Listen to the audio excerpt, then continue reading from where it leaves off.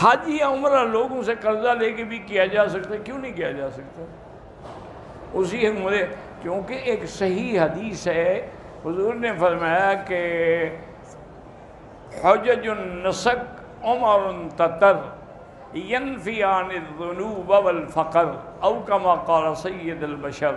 حضور نے فرمایا کہ بار بار حج اور بار بار عمرہ جو ہے یہ گناہوں کو بھی مٹا دیتا ہے اور غریبی کو بھی مٹا دیتا ہے۔ اس لیے علماء نے لکھا ہے کہ جس آدمی کے رزق میں برکت نہ ہو نا عمرے کرے، جتنا عمرے زیادہ کرے گا اتنا اللہ رزق زیادہ دے گا۔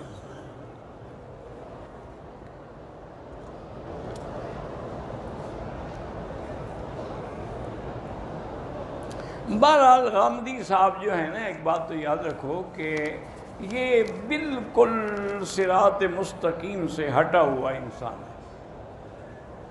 یہ نئے نئے مسئلے پیدا کر کے پوری دنیا میں ایک تاثر دینا چاہتا ہے کہ عالم ہی میں ہوں۔ ابھی تک یہ مسئلے تو کسی عالم نے بتائے نہیں تھے، اب غلط مسئلے تو عالم بتاتے نہیں۔ وہ کیوں بتاتے؟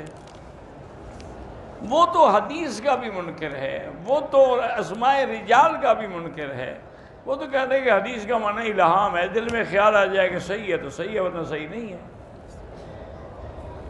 تو اسی طرح وہ رجم کا بھی منکر ہے۔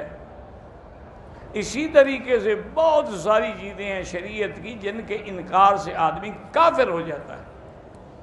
تو بہرحال وہ یہ کہتا ہے کہ بھئی غیر اسلامی ممالک میں جمعہ نہیں ہوتا، تو جہاں الحمدللہ اب مثلا انڈیا ہے، غیر اسلامی ملک ہے، لیکن اللہ کا شکر ہے وہاں ہمارے مدارس ہیں، مساجد ہیں، جمعے ہوتے ہیں، عیدیں ہوتی ہیں، سب کچھ ہوتا ہے، کیوں نہیں ہوتا؟ یہ کیا مطلب ہے کہ غیر اسلامی ملک میں نہیں ہوتا؟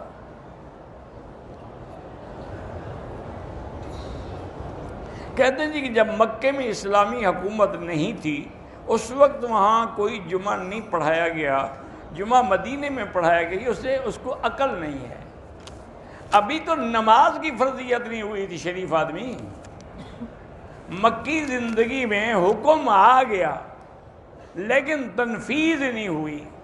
جب حضور مدینے پاک گئے تو سب سے پہلے آپ نے مسجد ابن عوف میں پہلا جمعہ پڑھایا، تو وہ جمعہ تو فرض ہی وہاں ہوا، تو پہلے مکے میں کیوں پڑھتے؟ عجیب آدمی ہے، چونکہ مکے میں اسلامی حکومت نہیں تھی لہذا جمعہ نہیں پڑھایا گیا۔ اب اس کا کیا علاج ہے جاہل آدمی کا؟